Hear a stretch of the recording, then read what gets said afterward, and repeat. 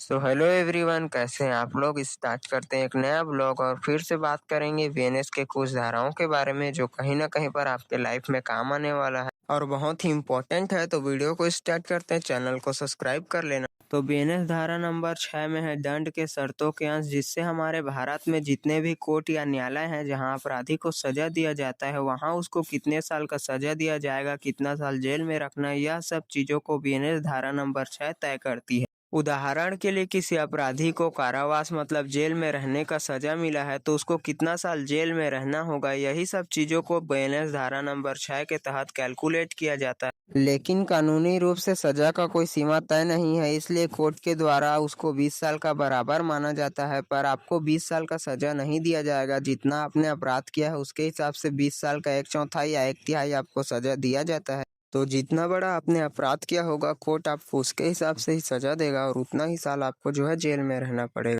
दूसरा है बीएनएस धारा नंबर 7 जो है सजा के प्रकृति को स्पष्ट करना, जिसका मतलब है कोर्ट के द्वारा जो अपराधी को सजा दिया जाता है वो कठोर रहेगा या सामान्य, इसको तय करता है। आप लोगों ने देखा होगा जो बलात्कार करते हैं, मर्डर करते हैं, जो बड़े अपराध करते हैं उन लोग को कठोर सजा दिया जाता है, लेकिन जो छोटे अपराध करते हैं उन लोग को 6 महीने 1 साल का सजा दिया जाता है, जिसमें आसान सजा दिया जाता है।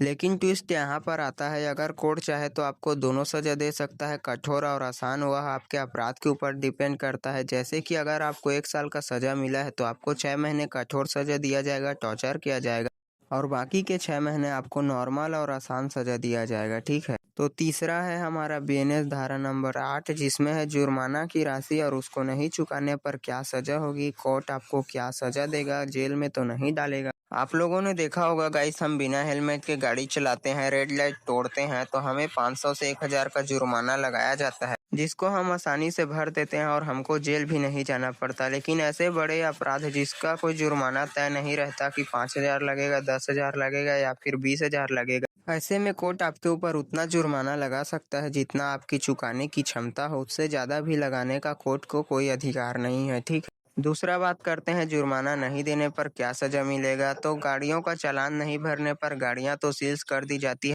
लेकिन दूसरे अपराध का जुर्माना जिसको हम नहीं चुकाते हैं तो सजा के तौर पर हमें जेल ही जाना पड़ेगा। अब 6 महीने जेल में रहना है कि 1 साल जेल में रहना है, वह हमारा जुर्माना का अमाउंट मतलब कि पैसा तय करेगा, और अगर आप उसको चुकाते हैं तो आपको जेल नहीं जाना पड़ेगा। चौथा है गाइस हमारा बीएनएस धारा नंबर 9 जो है कई अपराधों से मिल करके बना हुआ एक बड़ा अपराध। उदाहरण से समझते हैं गाइस, आप किसी को फोन लगाकर मारने की धमकी देते हो, फिर जाकर उसके साथ मारपीट होते हो पर उसकी मृत्यु नहीं होती, फिर जाकर आप उसको जान से मार देते हो, मतलब कि लास्ट में आप उसका मर्डर करते हो। तो ऐसे में गाइस अपराधी के ऊपर 3 आरोप लगाया जाएगा। पहला है फोन लगाकर धमकी देने का आरोप, दूसरा है हाफ मर्डर का आरोप क्योंकि उसके साथ मारपीट हुआ है, और तीसरा है मर्डर का आरोप। तो ऐसे में कोर्ट के द्वारा आपको तीनों आरोप का अलग अलग सजा नहीं दिया जाएगा, जो मुख्य और बड़ा है मर्डर का आरोप उसका ही सजा दिया जाएगा।